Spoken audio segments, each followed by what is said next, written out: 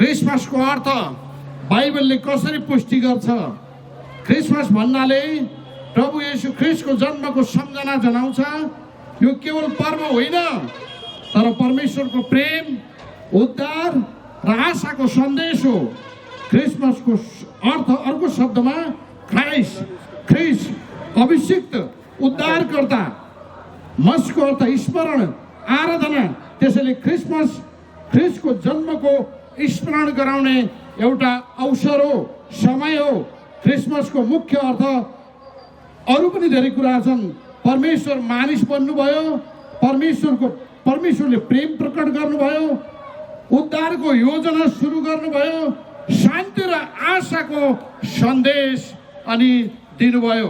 त्यसकारण तपाईहरु जतिजनाले सुन्दै हुनुहुन्छ, विशेष लम्की शहरवासी दाजुभाइ दिदीबहिनी आमाबुवाहरू, तपाईहरुलाई म यही शुभकामना दिन चाहन्छु।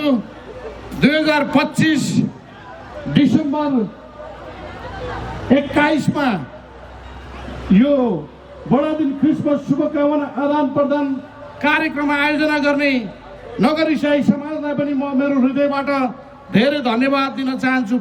प्रमुख अतिथिको रूपमा मलाई अवसर दिनुभएको लागि उहाँहरूलाई धेरै धन्यवाद।